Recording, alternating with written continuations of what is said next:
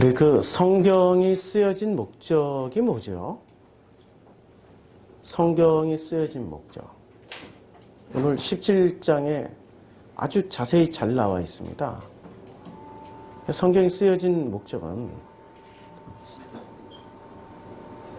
아버지께서 보내신 자, 그 사람 예수 그리스도를 알게 됨으로 말미암아서 유일하신 참 하나님을 이 땅에서 체험하면서 영생을 살게끔 우리에게 가르쳐 주시기 위해서 쓰여진 책이 성경입니다. 그러면 예수 그리스도가 누군지 알아야 되잖아요. 예수 그리스도를 제대로 이제 배워야 되는 거죠. 아직 배워야 되나요? 예수 그리스도를 살아가야 되나요? 예, 배워야 알죠? 예, 배워야 하는데 말은 배워서 시작하는 건가요? 살다 보니까 깨달아지는 건가요? 아니, 어린아이가 말을 배우려고 해서 배우나요? 살다 보니 말문이 터지는 건가요? 예, 부모는 가르치지만 애는 배운 적이 없어요. 부모는 말을 계속해서 가르쳐줘요. 아빠 해봐, 엄마 해봐, 도리도리 까꿍 해봐. 끊임없이 같은 말을 반복함으로 인해서 아이에게 말을 가르쳐 주려고 하지만 아이는 그거를 배운다라고 생각해 본 적이 없어요. 엄마의 표정을 보면서 엄마가 막 웃으면서 하니까 그냥 따라하다 보니까 엄마 소리가 나오게 되는 거고 아빠라는 말이 나오게 되는 거고 엄마 아빠라는 말이 열리니까 이분들이 엄마 하니까 엄마가 너무 좋아하고 아빠 하니까 아빠가 너무 좋아하는 거예요.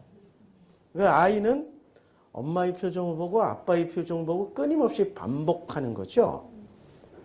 배우는 거예요? 아니면은 그냥 그것을 살다 보니까 되는 거예요?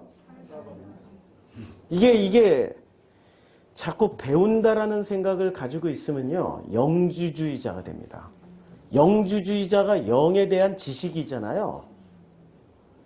지식의 특징은 가르치고 배우는 거예요.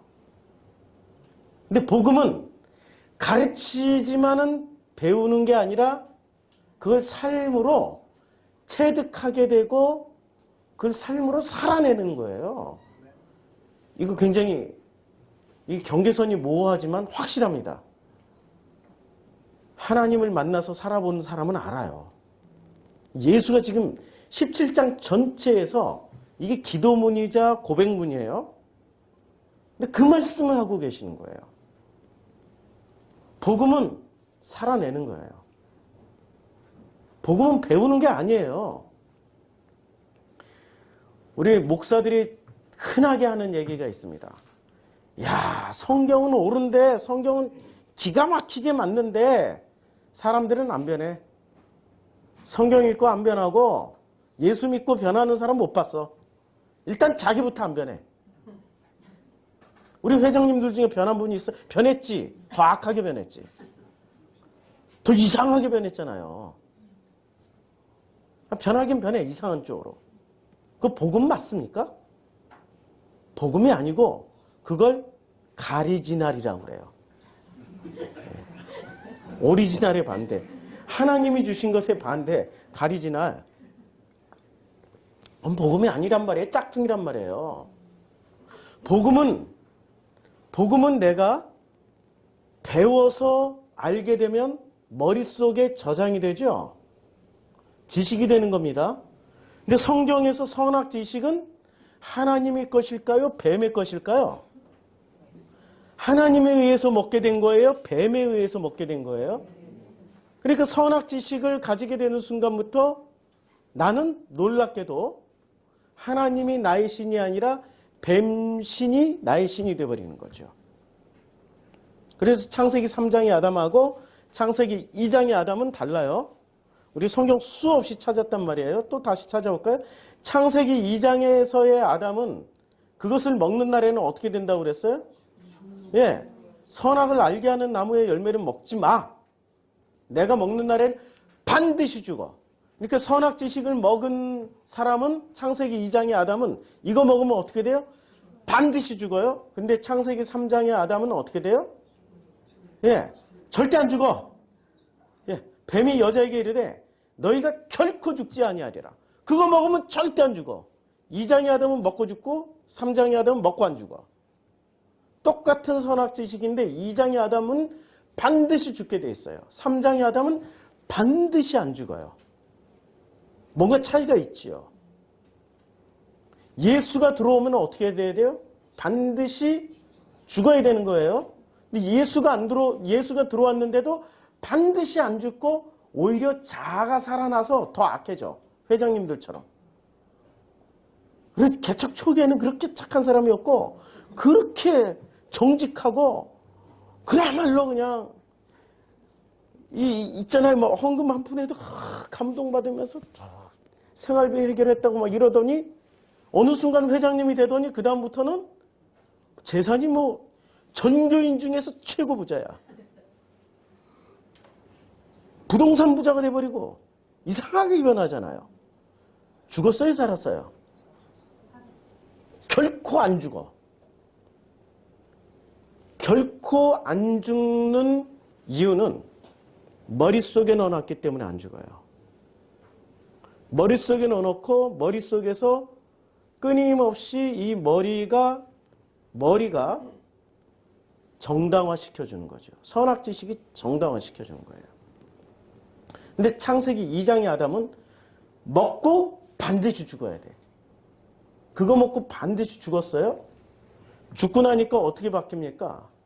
죽고 나면 이렇게 바뀝니다. 마태복음 5장 3절처럼 심령이 가난한 자는 심령이 가난해지는 거예요. 심령이 가난하다라는 건 마음이 가난해진다라는 거는 자기 생각이 없다는 거예요. 자기 계산이 없고 자기 관념이 없는 거예요. 없으니까 어떻게 돼요?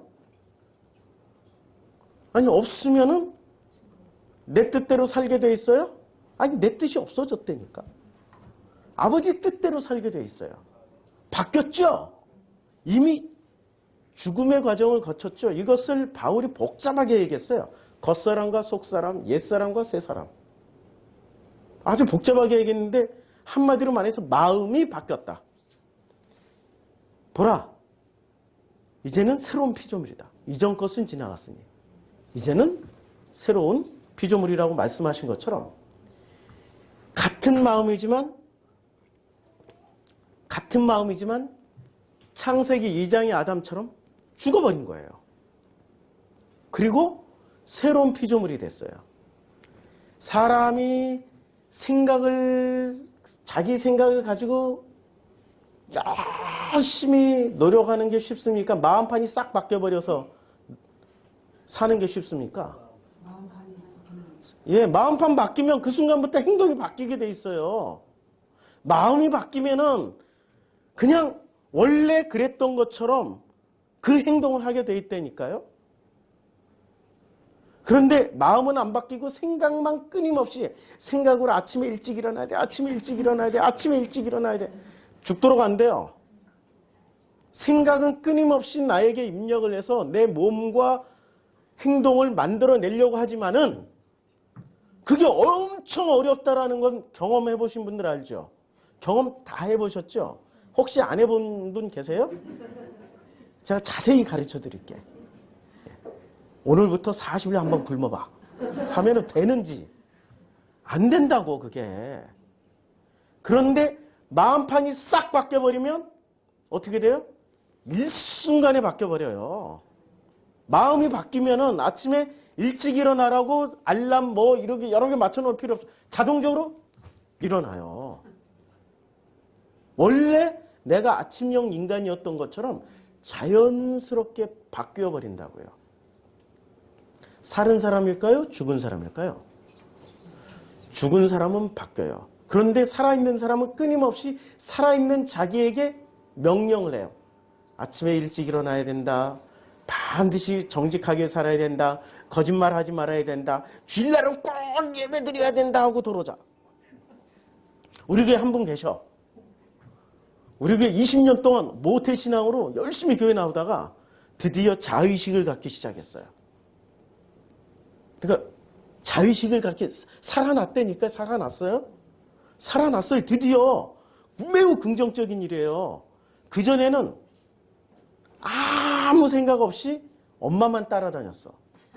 그러다가 자기 생각을 갖기 시작한 거예요. 드디어 뭐가 시작됐어요? 아니 뭘 따먹었단 말이야. 뭘 따먹었어. 이때부터 자기 생각을 갖기 시작하니까 충분히 교회 나올 수 있는 상황과 조건임에도 불구하고 그 시간에 잠자버려. 그게 우리는 종교에서는 뭐라고 얘기하냐면 나쁘다라고 얘기하는데 그거 아니에요. 그거부터 시작해야 된다니까. 박수 쳐줬어요. 우리 교회에서 막 박수 쳐줬어. 이야 드디어 교회 나오지 않았구나. 잘했다 야. 잘했어. 괜찮아. 이때부터 네가 네 생각 가지고 살아봐. 그래야 너라는 사람이 하나님의 것인지 아닌지가 구분이 된다고. 그게 오늘 본문에 나오는 거예요. 심령이 가난해졌는지 안 가난해졌는지는 심령이 가난해진 사람은 누가 가난해지냐? 하나님의 것은 가난해져요. 자, 그들은 누구예요? 세상 중에서 예수께 주신 사람들. 그 사람들이 그들이에요. 그러니까 세상 중에서 제가 세 번 시켜놨어요. 세상 중에서 예수께 주신 분들, 그러니까 예수께서 받으신 사람들은 전부 다 뭐라고 표현했냐면 아버지의 것이라고 표현했어요. 아버지의 것이었는데. 아버지의 것. 야, 물건 같아서 좀 살짝 기분 나쁜데 그래서 번역을 다시 해봤어요. 자, 이제 이게 아버지의 이름을 지금 6절에 아버지의 것이었는데 이렇게 나온단 말이에요. 이 세상 중에서 에크가 영어의 from이에요. 에크가 from이고 outof라고도 킹제임스에서는 outof라고 번역을 했는데 무엇으로부터? 에크 허 코스모스예요. 그 세상으로부터 아버지의 것이라고 번역을 했어요. 근데 아버지의 것이었는데 라고 번역한 단어를 보면 에임이에요. 에임이가 아버지의 것이 이렇게 번역하는 게 조금 뭐라고 그럴까? 좀 뜻이 전달 안 되게 번역했어요. 영어는 좀 번역을 잘했어요. There and they were 이렇게 번역했어요. They 안 보이시죠? 여기 요 밑에 they were라고 번역을 했어요. 그러니까 그들은 있었다, 존재한다는 뜻이에요. 그러니까 이것을 다시 번역하면 아버지의 것을 다시 번역하면 어떻게 되냐면 아버지의 것으로 존재하고 있었던 사람들이란 말이에요. 아버지의 것이라는 뜻을 다시 정확하게 뜻 전달을 위해서 다시 번역하면, 직역을 하면 아버지의 것으로 존재하고 있었던 사람들이 누구예요? 세상으로부터, 같은 세상을 살아가는데 그 세상으로부터 아버지의 것으로 존재하고 있었던 사람들이야말로 예수께서 받을 사람들이에요.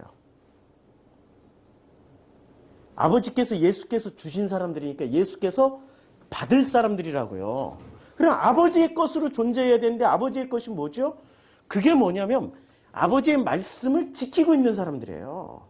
근데 이 말씀이라는 게 여기 보면 호 로고스예요. 로고스. 아버지의 말씀을 지키고 있는 사람들이기 때문에 아버지의 말씀, 이게 레마라고 돼 있어요. 레마.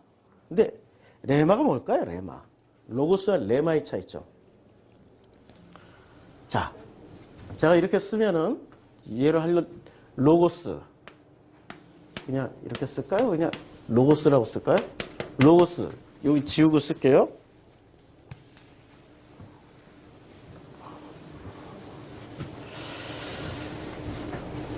이 로고스하고 레마의 차이점을 원어 성경하는 분들이 이렇게 해석을 하더라고요. 로고스는 사람의 입에서 나오는 말이고 레마는 이 로고스가 해석되어진 하나님의 어떤 뜻 이렇게 해석을 한단 말이에요. 그렇게 저도 2014년도 15년도 중반까지 이렇게 해석을 했었어요. 근데 더 자세히 살펴보니까 둘 다 같은 개념으로 쓰여져요. 로고스의 주체가 누구냐, 레마의 주체가 누구냐에 따라서 같은 개념이 될 수 있고 다른 개념도 될 수 있어요.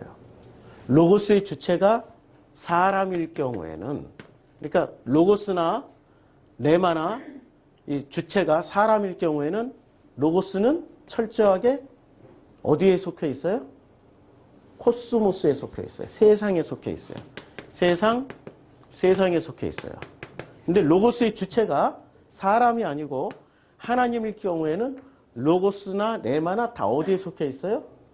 여기 있잖아요. 아버지의 것. 그리고 아버지의 것, 6절에 아버지의 것이라고 번역했죠. 아버지의 것으로 존재하고 있었던 사람들. 아버지의 것으로 존재한다라는 게 아버지의 것으로 살아가고 있는 사람들이란 뜻이 돼요. 그리고 완전히 다르죠. 주체에 따라서 달라지는 거예요. 기계적으로 하면은 위험하죠.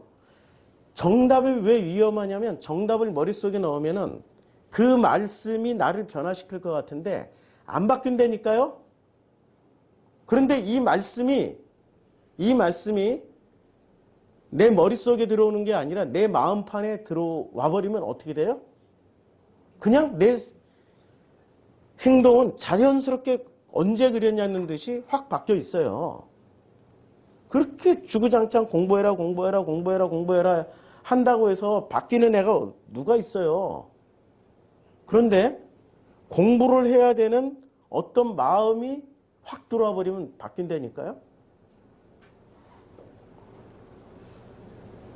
자기의 학원비를 위해서 지금은 없어. 지금 80, 70년대 저 어린 시절은 우리 엄마가 이렇게 큰 광주리 하나 이고 나갔어요. 다라도 없었고 큰 광주리에 뭘 이렇게 그날 물건이 달라지는데 이걸 넣고 팔러 나가시는 거예요. 그 광주리 행상들이 있었단 말이에요. 그 매장도 없고 어디에 또 길거리에서 팔자니 그런 길거리에서는 70년대는 길거리에서 장사를 하는 것도 엄청 어려웠다는 거 아세요? 제가 길거리에서 장사해봐서 알아요. 노점상 하면은 반드시 이 형님들이 와가지고 삥을 뜯어갔어요. 70년대는 80년대까지 있었어요. 삥 뜯어가시는 분들이. 근데 그 노태우 대통령께서 범죄와의 전쟁 선포한 이후로 이 조폭들이 딱 깡패들이 조폭들이 양아치들이 딱 그때 한번 총정리되더니 그분들이 조금씩 사라지기 시작했어요. 70년대 80년대도 노점상을 하려고 해도 이 상납금을 가지고 있어야 노점상을 할 수 있어요. 그것마저도 못하면 행상을 해야 돼요. 어느 순간 어머니의 그 행상 나가시는 뒷모습에서 마음이 뭔가가 움직였어요. 그 다음부터 공부하라라는 말이 필요할까요? 필요 없어진다니까요. 마음이 움직이면 그냥 행동을 하게 돼 있어요. 생각은 아무리 명령을 내리더라도 마음이 움직여서 바뀌는 행동이 아니라 마음은 딴 데 두고 몸만 바꾸는 거라니까요. 그래서 이 종교인들은 마음이 안 바뀌고 생각만 바뀌어서 하다 보니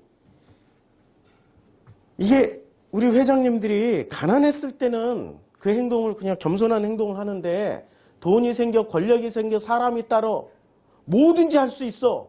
이래 버리니까 마음판이 안 바뀌었기 때문에 어떻게 돼요?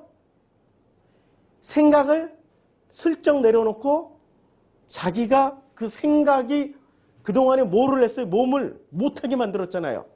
먹는 것도 자는 것도 입는 것도 한마디로 그냥 우리 인간이 가지고 있는 모든 욕망을 못하게 만들어 놓고 교회 성장시켰잖아요. 뒤돌아보니까 하나님께 감사해요, 분하고 억울해요. 그러니까 챙겨 먹지.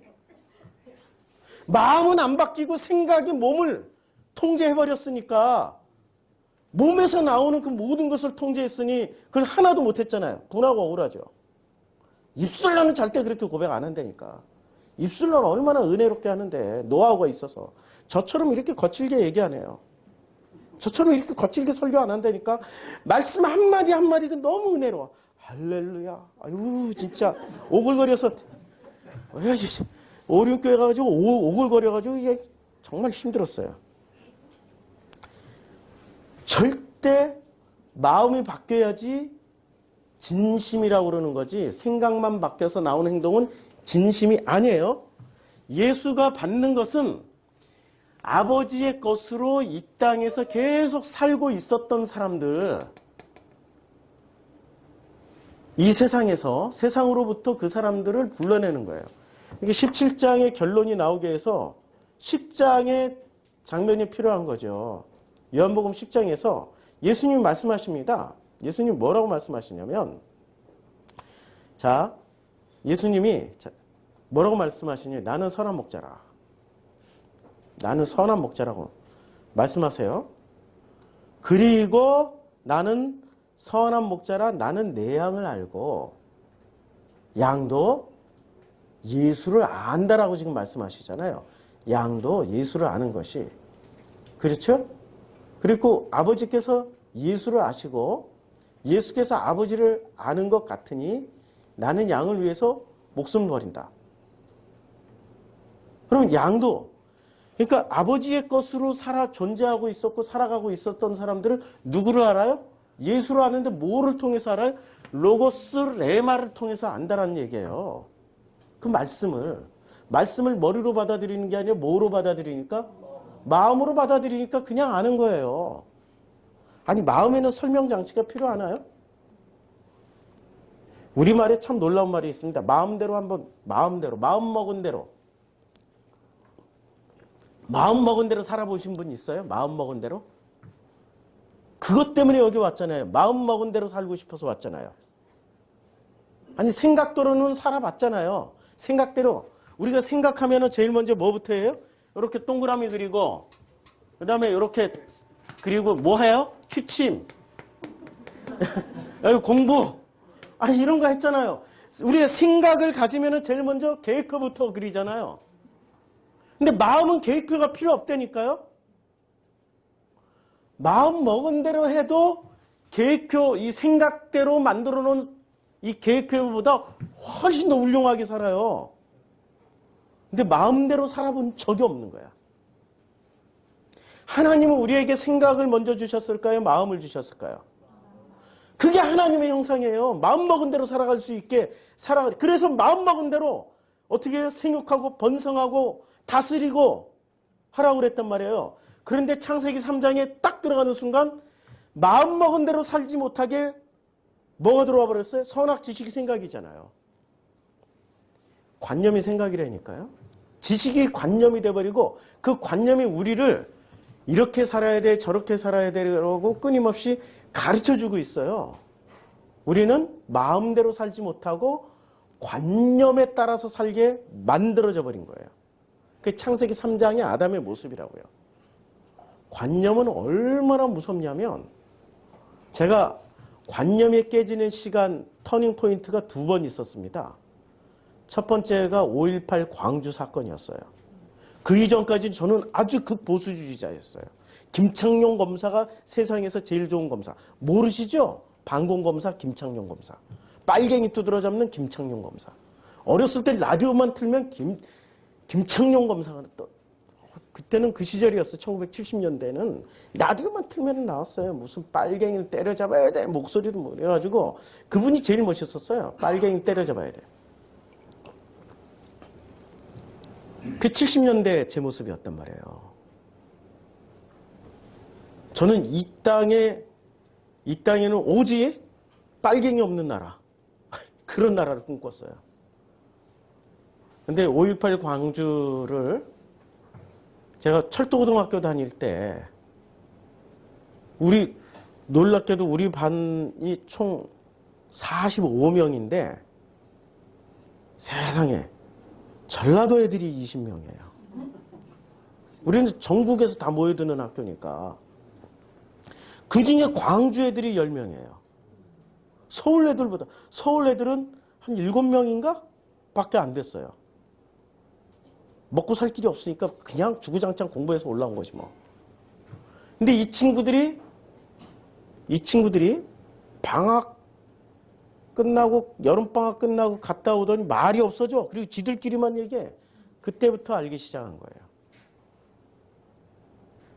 그때 관념이 깨졌습니다. 이야, 군대와 경찰은 국민을 위해서 존재한다라는 확실한 믿음이 깨지면서, 내가 가지고 있는 믿음이 깨지면서 안 그럴 수도 있다라고 생각하기 시작한 게 그 무렵이었고요.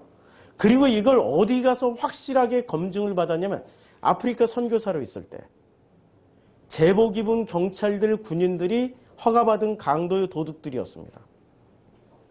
제가 짐바브웨에서 남아공 갔다가 남아공에서 짐바브웨 갔다 왔다 하는 일이 같은 옆나라니까 왔다 갔다 하는 일이 많이 있었어요. 처음에 짐바브웨에서 버스 타고 남아공으로 넘어가는데 아유, 짐바브웨 사람들이 얼마나 그렇게 친절한지 내 옆에 저하고 또 새로 오신 선교사님하고 같이 갔어요. 근데 새로 오신 선교사님은 그분은 뭘 이렇게 자랑하길 좋아해. 엄청 자기가 한국인이라는, 선교사인데 왜 한국인이라는 걸 자랑스러워하는지 모르겠어. 한국이라는 걸 자랑스러워 엄청. 그때 당시에 이게 삼성 갤럭시 1이 처음 나왔을 때 갤럭시 1 막 보여주면서 자랑하고 태블릿 PC, 아니 갤럭시 탭도 가지고 뭐 노트북도 그때는 이게 터치펜 되는 거. 와, 그게 지금 9년 전 얘기인데 뭐 그런 전자제품이란 비싼 전자제품 다 가지고 와. 달러도 엄청 많이 가지고 다녀요. 그분은 뭘 그렇게 자랑하는지. 그런데 버스 타자마자 이 짐바브웨 사람들이 엄청 친절하게 말 걸어주고 얘기를 해요. 그러면서 이 사람이, 이 선교사님이 자기 가지고 있는 거 다 보여주는 거예요. 히스기야가 성전 창고문을 열어서 모든 보물을 보여주듯이 저도 그때까지 몰랐어. 어떤 일이 벌어질지. 짐바브웨 국경 넘고 이제 남아공으로 입국해야 되는 그 사이에 어떤 일이 벌어졌냐면 남아공 경찰이 이분을 체포했어요. 벌써 호구조사 다 끝났어. 돈이 얼마가 있고 컴퓨터가 있고 그때 이 휴대폰 하나면은 아프리카에서 100달러에 팔렸거든, 아니 1000달러에 팔렸거든요. 한 사람의 월급이 200달러였을 때 반년치 월급을 이분이 들고 다니고 노트북 뭐 다 합치면은 이게 몇 년치 월급을 들고 다닌 데다가 현금도 이만큼 들고 다녔어요. 달러로. 그러니 남아공 경찰이 가만두겠냐고. 이분은 벌써 짐바브웨 이 친구들은 슬슬 물어보면서 호구조사하고 참 다 조사한 다음에 문자 날렸지 벌써. 남아공 경찰한테. 왜냐하면 남아공 경찰한테 잘 보여야 이분도 입출이 자유로워서 자기가 비싼 물건 들고 와서 여기서 싼 거 사가지고 가서 훨씬 비싸게 팔아먹고 여기서 물건 가져가도 훨씬 비싸게 팔아먹을 수 있는 보따리상을 계속 할 수 있으니까 정보 제공해 준 거죠. 그때 알았어요. 제복 입은 사람들이 더 무섭다라는 걸. 얼마나 무섭냐? 방으로 끌고 들어와서 권총 딱 머리에다 대고 너 얼마 있는 거 다 알아. 있는 거 몽땅 다 꺼내. 근데 이 선교사님이 또 인맥이 있어가지고 선교사님이 내가 변호사 부른다. 남아공에 내 인류 변호사 부른다. 불러. 괜찮아. 불러. 그런데 변호사 부르면은 너만 죽는 게 아니라 그 사람 죽는 것까지 네가 책임져야 돼. 쏘고 버리면 끝나요. 그럼 사자가 먹어버리면 끝나. 야, 제복 입었다라는 것, 제복이라는 관념이 깨지기까지는 굉장히 오랜 시간이 걸렸어요. 그리고 남미에서 실제로 제복 입은 사람들이 어떤 짓을 하는지 충분히 체험을 했습니다. 우리는 제복 입으면은 나를 지켜주는 믿음이 있잖아요. 그 믿음이 현실 세계 속에 들어갔더니 깨지더라는 거예요. 관념이 깨진 자리에 현실이 드러난단 말이에요. 세상은 현실을 살아가는 곳이 세상입니까? 관념을 살아가는 곳이 세상입니까? 근데 현실을 살고 있어요? 관념을 살아간단 말이에요. 교회 학교는 무조건 보내야 된다. 그게 관념이에요. 제가 경험한 이 교회 학교의 현실은 보내지 마라. 애들 망가진다. 확실하게 망가진다. 권사님 맞죠? 우리 상담 전문가 권사님. 상담은 30년 하신 권사님. 확실히 망가져요. 그게 관념이란 말이에요. 현실을 보시라고요. 관념이 우리의 마음판을 못 바꾸게 만들어요. 관념의 대표적인 사람들이 누구였죠? 바리새인들이에요. 자, 바리새인에게 주님이 뭐라고 말씀하셨습니까? 바리새 사두개 이 사람들에게 바리새에게 장로들의 유전과 전통을 따른다라고 그랬죠. 그럼 장로들의 유전과 전통은 현실입니까? 관념입니까? 관념에 대물림을 하고 있는 사람들이었어요. 예수는 오셔서 뭐를 보여주신 거예요? 호코스모스의 세상의 현실을 보여주셨어요. 당신 자신들의 현실을 보여줬다고, 유대인들의 현실을 보여줬다고. 그 현실을 딱 보여주는 순간 유대인들이 할렐루야 하면서 아버지를 받아들였을까요? 예수를 때려 죽였을까요? 현실을 죽기 살기로 보기 싫어했어요. 관념을 지켜내기 위해서 예수를 죽였던 사람들이 종교인들, 유대인들이었어요. 예수님이 다시 오셔서 이 교회에 현실을 보여주시면 어떻게 할까요? 우리 회장님들부터 일단 예수를 십자가 다시 한번 못 박히소서, 다시 한번 못 박히소서 이렇게 외치시겠죠. 그들이 하고 있는 그 모든 행위는 마음에서 나오는 게 아니라 어디서 나와요? 생각대로 살다 보니 성공했어. 그게 관념의 세계니까. 영주주의는 이 세상은 환상이라고 그러죠. 환상을 깨고 나면은 우리가 진짜 신이었다는 걸 깨닫는다라고 영주주의가 말을 해요. 그렇게 말씀하시는 대표적인 분이 계셔요. 우리 종교 아주 굉장히 종교학자인 것처럼 하시면서 요한복음도 강의하시고 불경도 강의하시고 산스크리트어로 뭐 베다니경도 강의하시는 있어요. 무슨 분 있어요. 홍익학당에. 아시죠? 그분이야말로 영주주의자예요. 자기가 신이에요. 자, 인간이 신이라고 얘기를 한단 말이에요. 그는 기본 패턴이 이 세상을 관념으로 보지 않고 이 세상을 환상으로 보는 거예요. 이 세상은 현실이라니까. 현실인데 현실을 못 살아가고 뭐로 살기 때문에 환상처럼 느껴져요? 관념으로 살기 때문에. 관념이 깨져야 돼. 우리 교회는 좀 관념을 자꾸 깨려고 하다 보니까 교회 안 나온 청년에게 박수 쳐주잖아. 야, 네가 이제 드디어 현실을 살려고 아둥바둥하고 있구나. 아둥바둥. 지금 메커니즘이 이해가 되시죠? 예. 자, 복음은 알민가 삶인가? 복음은 알아서 되는 게 아니에요. 이건 지식이에요. 복음은 그냥 살아가는데 어떻게 살아가요? 본래 내가 그랬던 것처럼 아버지 뜻대로 살아가는 거예요. 마음이 바뀌어버렸기 때문에 본래 내가 아버지의 아들처럼 아버지의 뜻대로만 살아가는 게 이게 복음의 능력이란 말이에요. 근데 이걸 알미라는 지식으로 배우면 끊임없이 뭐를 해야 돼? 아침마다 저녁마다 마인드 컨트롤 해야 돼. 마인드 컨트롤이 안 되니까 기도까지도 마인드 컨트롤. 주옵소서. 나를 편하게 주옵소서. 예배드리게 주옵소서. 성경 읽게 주옵소서. 맨날 기도한 게 그런 거잖아요. 마음판이 안 바뀌어서 그랬다니까. 본래 아버지의 아들은 아버지의 뒷모습 보고 어느 날 자기가 마음판을 확 바꾼다니까요.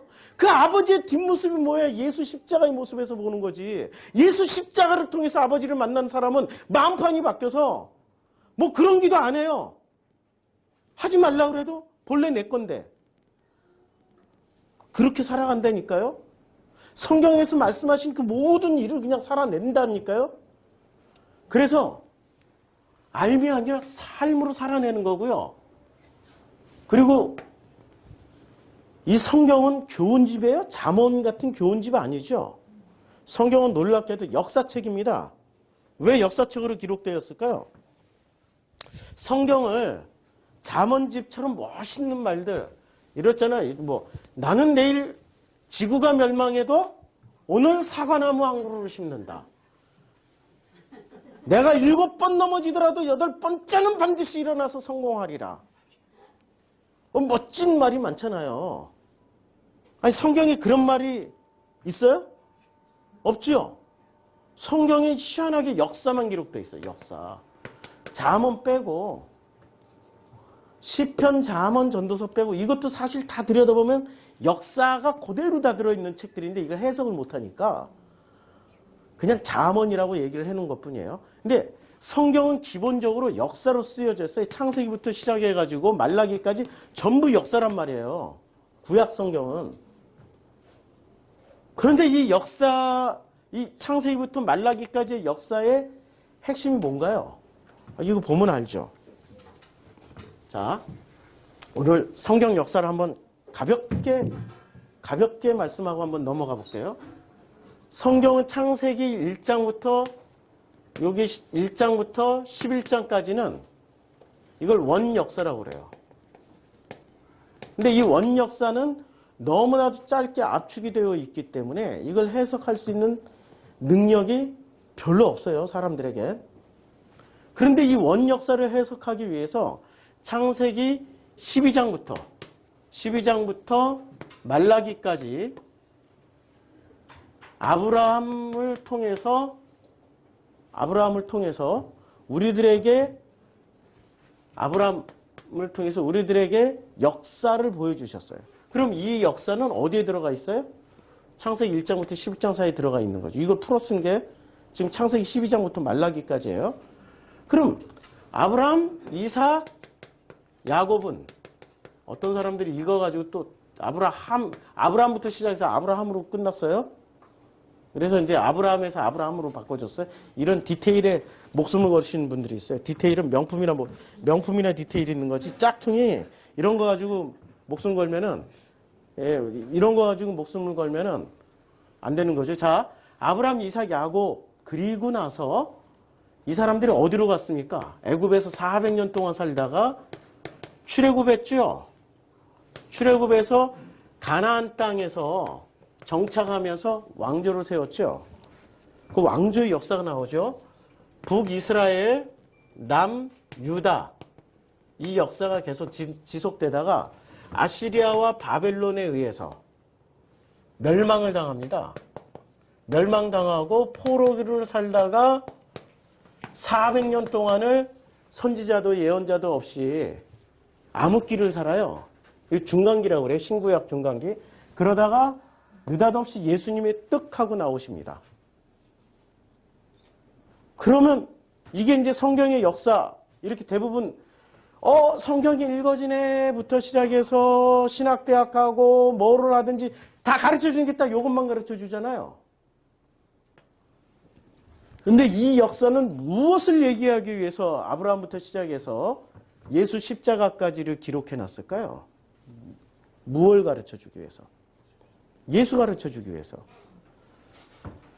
참 신기한 것 중에 신기한 것이 이 가나안 땅 들어가서 멸망당하기 이전까지 성경에 내내 강조한 것이 있었습니다. 뭐죠?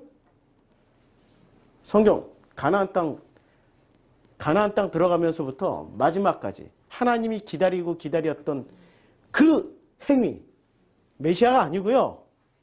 유월절 지켰냐 안 지켰냐예요. 유월절. 유월절이 언제 지켜집니까? 다윗 때 지켜진 적이 있어요? 없지요. 솔로몬 때? 없지요. 르호보암, 여로보암 때? 없죠. 아합 왕 때? 없죠. 아하스 왕 때, 아바스 왕 때 한 번도 지켜진 적이 없죠. 언제 살짝 흉내가 나왔어요? 히스기야 때. 히스기야 때 유월절이 살짝 지켜지려다가 말았고, 유월절이 이전에도 없었고 한 번도 없었는데 가장 성대하게 치러진 제가 언제입니까? 요시야 왕 때. 자, 요시야 왕 때 딱 한 번밖에 없었어요. 요시야예요? 요시야예요? 예. 이런 디테일이 약한 거 이해해 주세요. 자꾸 저 다 성경도 암기하고 그랬는데 이제 자꾸 기억 속에서 잊혀지는 게, 이제는 뭐 이해해 주세요. 나이 먹으니까. 요시야 왕 때 전무후무하게 유월절이 지켜졌어요. 이것이 하나님을 가장 기쁘게 한 일이었어요. 요시야 왕 때 유월절 지켜진 게. 그러면 유월절이 왜 그렇게 중요할까요? 아니, 유월절이, 지금 유월절이 역사의 핵심에 들어와 있는 내용물이란 말이에요. 그리고 유월절이 왜 이렇게 중요할까요? 유월절은 누구를 가르쳐 주는 거예요? 아, 예수 그리스도를 가르쳐 주잖아요. 양고기 먹고 양피 바르고 나오는 날이니까. 그럼 출애굽에 지금 이 출애굽 광야 400년의 마지막 요 이제 유월절로 나오기 직전에 10가지 재앙인데 10가지 재앙이 전부 예수 설명하는 거 아시죠? 예. 아니, 물이 변해 피가 됐잖아요. 나일강 물이 변해 피가 됐잖아요. 물이 변하여 포도주 됐네? 요한복음 2장이 나오잖아요. 아니, 우리 주일학교 그렇게 많이 불래. 물이 변하여 포도주 됐네. 제가 주일학교 전도서 5년 해가지고.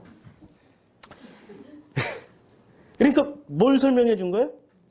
예수 설명해 준 거죠. 처음부터 끝까지 이 10가지 재앙은 전부 예수 설명해 준 거예요. 그래서 유월절이 굉장히 중요한 거예요. 유월절은 누구 설명해 주는 거예요? 예수를 체험하는 그 절기가 유월절이란 말이에요. 그런데 놀랍게도 가나안 땅 들어가서 천국을 누릴 줄 알았더니 여기서 뭐가 사라져요? 유월절이 사라졌어요. 유월절이 사라졌다는 얘기는 뭐가 사라졌어요? 예수가 사라진 거예요. 그래서 400년 동안, 포로기 이후 400년 동안 아무것도 나타나지 않은 거예요. 그 어떤 징표도 메시아도 아니 선지자도 예언자도 왕도 없었어요. 심지어는 요 400년 동안에는 왕도 없었고, 생각해 보세요. 기름 부음을 받아야 될 대상자가 누구예요? 제일 먼저 왕, 선지자, 예언자, 제사장. 아니, 왕, 선지자, 제사장이죠. 그렇죠. 그러니까 왕 없었어요. 여기에 400년 동안. 그 다음에 선지자 없었죠. 공식적으로 왕 없었어요. 총독만 있었지. 페르시아 총독, 그리스 총독, 로마 총독만 있었어요. 왕 없었어요. 그 다음에 선지자 없었어요. 400년 동안. 그런데 누구는 있었어요? 제사장인데 하나님이 기름 부은 제사장일까요? 셀프 제사장일까요? 아, 요새 셀프로 안수 받는 사람도 있더라고. 셀프로. 참 문제야. 여기 셀프 안수 받은 제사장들만 있었어요. 하나님이 기름 부으신 증거물은 한 개도 없어요. 성경이 이때는 없었으니까. 그치요? 그러니까 요 시기 400년 동안, 암흑이 400년 동안 지속되던 이 시기에 암흑이 짙어지면 뭐가 온다? 새벽이 온다. 그래서 실로암. 예, 여명이 밝아오고 뭐 이런 실로암 눈이. 그래서 예수가 오신 거예요. 그러니까 이 예수를 설명하기 위해서 구약 성경은 쓰여진 거란 말이에요. 이 역사는 예수를 설명하기 위해서 쓰여졌고, 이 예수를 알려주기 위해서 구약 성경이 쓰여졌는데, 우리는 구약 성경 읽으면서 예수를 모르는 채 그냥 구약 성경만 읽고 있어요. 예수를 알아야, 지금 요한복음 말씀이 이거란 말이에요. 지옥에 떨어졌네. 구약 성경 말씀이, 아니, 오늘 요한복음 말씀이 이제 본문으로 들어가서 자세하게 한번 보자고요. 요한복음 말씀이. 자, 17장 3절에 영생은 뭐냐? 영생에 대해서 영생은 뭐냐 설명하는 거예요. 유일하신 참 하나님. 그리고 하나님께서 보내신 분 예수 그리스도를 안다. 이게 안다라는 말이 머리로 아는 게 아니고 유대인의 이 안다라는 개념이 야다기 때문에 삶으로 체험한다는 얘기예요. 삶으로 체험하는 거예요. 예수 그리스도를 삶으로 체험하고 계십니까? 체험하는 게 복음을 내가 지금 내가 아버지의 것이구나. 내가 비로소 그 양이구나. 목자의 음성을 듣고 따라가는 그 양이구나. 라는 게 검증이 되는 거죠. 살고 있어야 돼요. 안 살고 있으면 이렇게 살게 해달라고 기도하셔야 돼요. 다른 거 기도하지 말고 뭐 주세요 하지 말고 내가 진짜 그 양이 될 수 있도록 예수 그리스도를 지금 이 땅에서 살아갈 수 있도록 축복해 주세요라고 기도해야 돼요. 자, 아버지께서 내게 하라고 주신 일을 누가 이루어요? 예수께서 이루어요. 그래서 예수께서 이루신 일이 뭡니까? 아버지를 이 세상에서 영화롭게 하는 거예요. 그러니까 영광을 돌리는 게 무슨 큰 대성전 지어서 영광 돌리는 게 영광입니까? 아니면은 예수께서 하라고, 아버지께서 하라고 하는 일을 해내는 게 영광을 돌리는 일입니까? 아버지께서는 성전 지으라는 소리 안 했어요. 지들이 지었지. 아니, 다윗 사랑하는 다윗에게 짓지 말라고 그랬다니까? 뭘 하려고 하지 말라고 그랬어요. 성전이 지들이 지었어요. 지들 뜻대로. 다듬은 돌로 다 만들어버렸다고. 그 성전 그래서 아버지 뜻대로 안 지었으니까 어떻게 돼요? 허물어버렸잖아요. 몇 번이나 허물었어요? 3번이나 박살냈어요. 요번에 또 만든대. 만들면 어떻게 돼요? 유대 민족은 또 작살나. 그리고 또 흩어질 텐데. 야, 역사에서 죽도록 역사 공부를 안 하시는 분들이야, 이분들은. 자, 그리고 아버지여 창세전에 내가 아버지와 함께 가졌던 영화로서 지금도 아버지와 함께 나를 영화롭게 하소서. 이게 동행이라고 지난주에 말씀드렸죠. 자, 세상 중에서 내게 주신 사람들에게 지금 이 세상 중에서 지금 우리가 살아가는 이 세상 중에서 예수께서 주신 사람, 예수께 주신 뭘 주셨어요? 아니, 사람들을 줬어요. 그 사람들 속에 지금 들어가 있는 거죠? 들어가 있죠? 약해.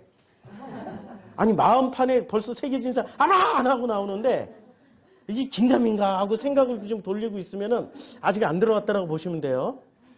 아직 안 들어가 있는 거예요. 아니, 뭐 심플하게 검증. 벌써 들어가 있는 사람은 아버지가 부르는데 아버지가 야, 아들아 이리 와라 그런데 아이씨 가야 돼 말아야 돼. 그게 지금 이상한 아들이란 말이에요.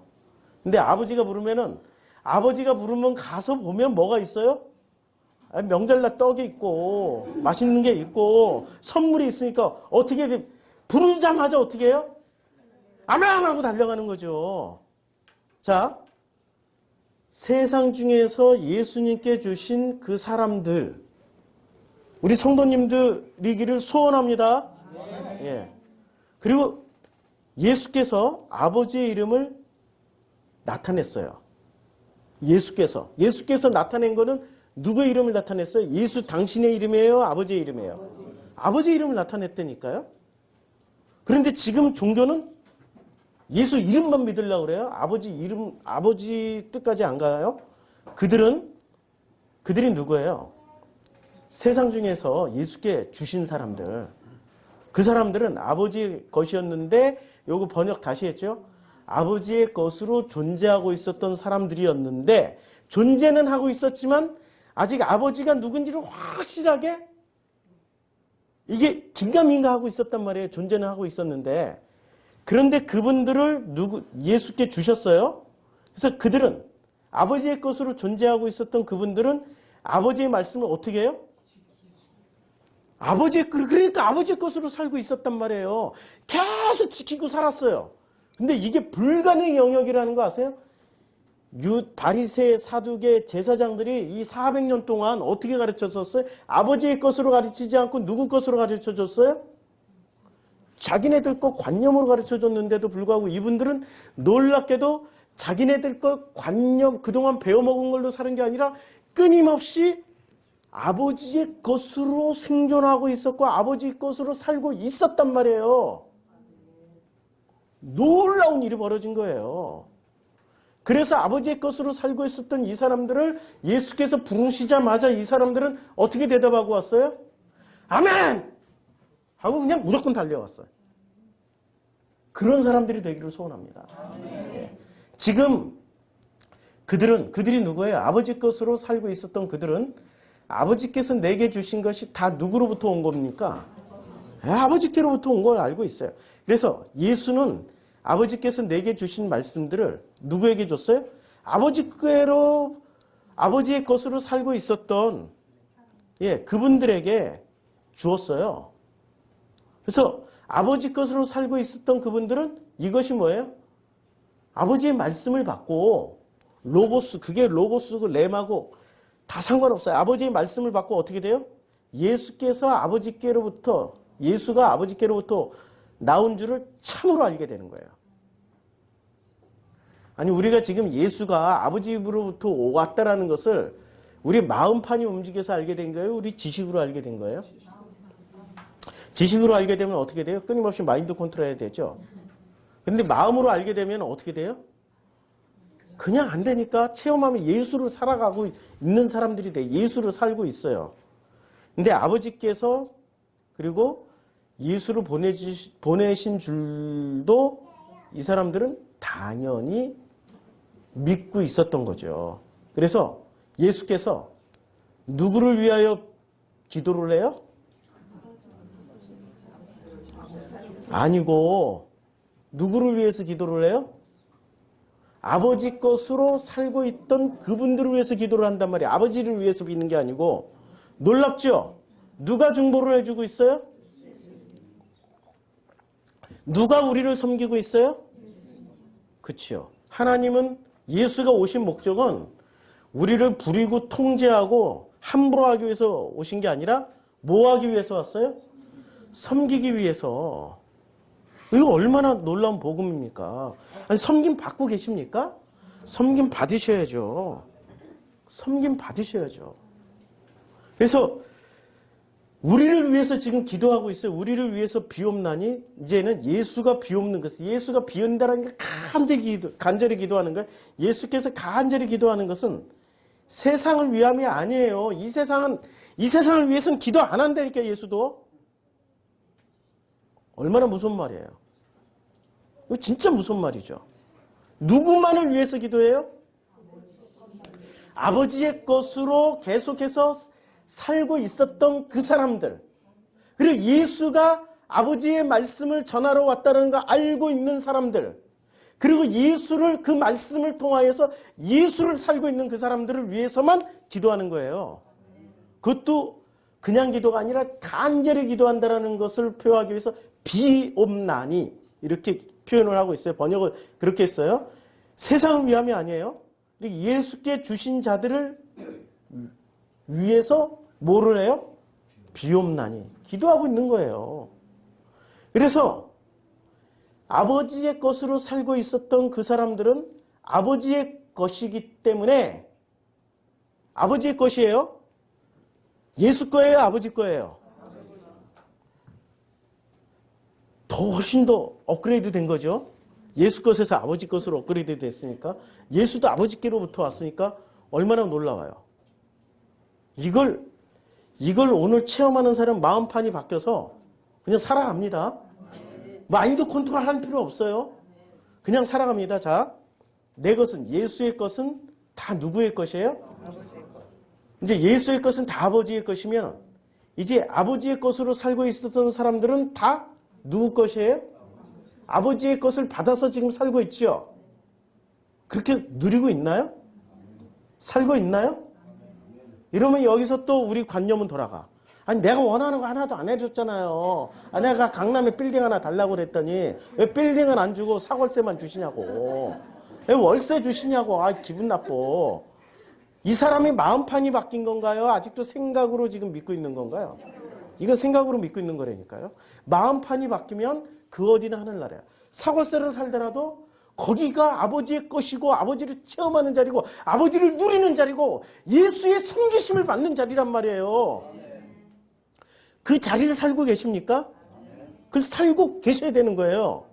그렇게 못 살고 있으면 내가 지금 아버지의 것이 아니구나. 그 양이 아닌가 보다. 그렇게 생각하시고 얼른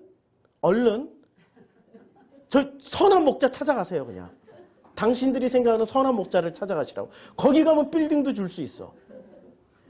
거기 가면은 럭셔리 3억짜리 벤츠도 줄 수 있어. 그 아버지를 만나면 날 20에 3억짜리 벤츠를 타고 다닌다니까. 그 아버지가 목사래잖아요. 얼마나 훌륭해. 3억짜리 벤츠. 네. 자, 그런데 지금 여기서 내 것이라고 말하는 게 개념이 완전히 다른 거예요. 자, 아버지의 것은 누구 거예요? 아들의 것이죠. 지금 아들 예수의 것이에요. 이제 내가 그들로 말미암아 영광을 받았나이다. 누구를 통해서 영광을 받아요? 아버지의 것으로 살아가고 있는 그 사람들이 누구를 살아가요? 아들인 예수처럼, 아니 예수처럼이 아니야. 그냥 예수를 살아간다니까. 영주주자들은 여기서 예수가 아니라 예수로 살아간다고 그래요. 예수로와 예수를, 이 한 끗 차이가 신이 됐느냐 인간이지만 지금 이 땅에서 예수를 통하여서 아버지의 것으로 지금 살고 있느냐의 차이예요. 차이 있지요? 느끼세요?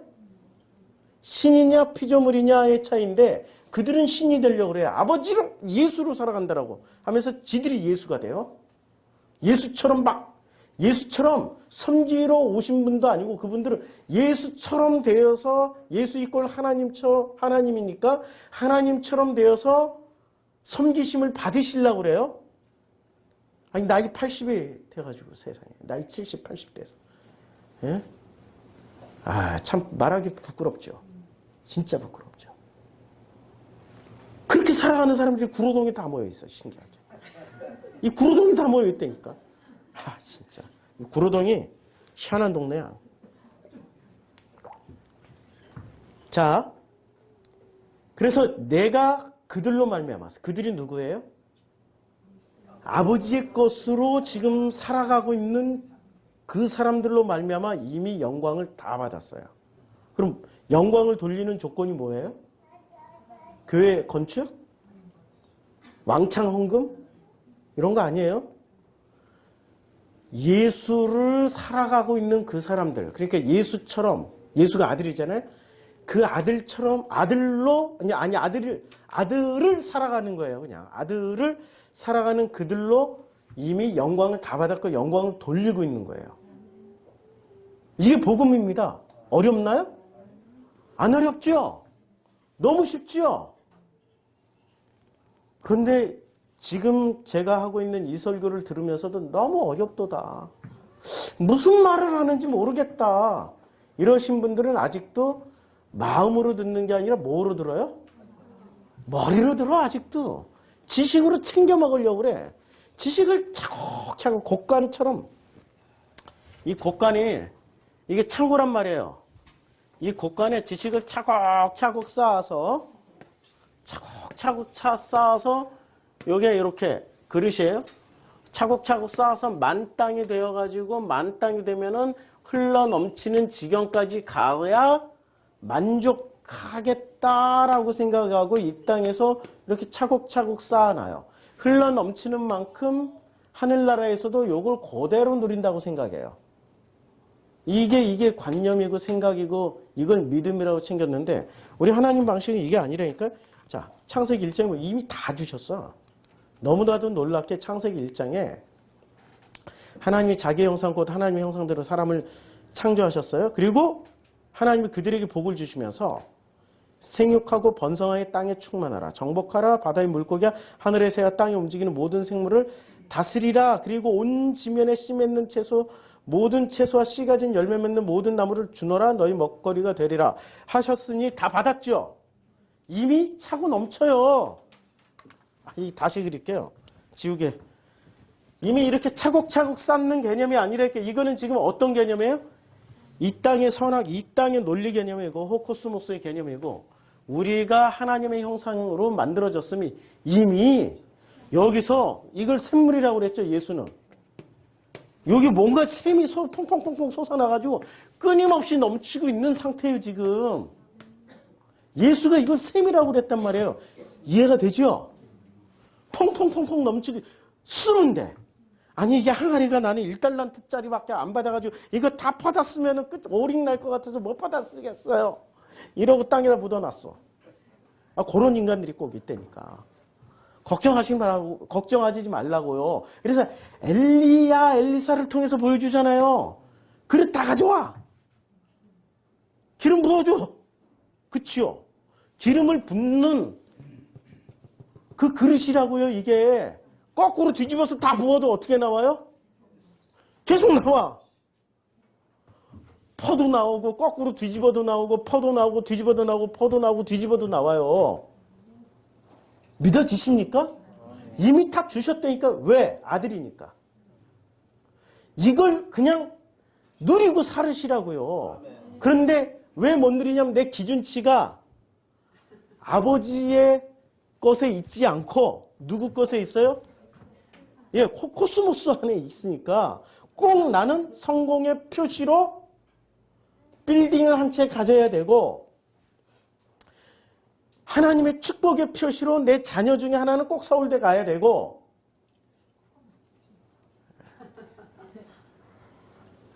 서울대 가도 다 소용없어요.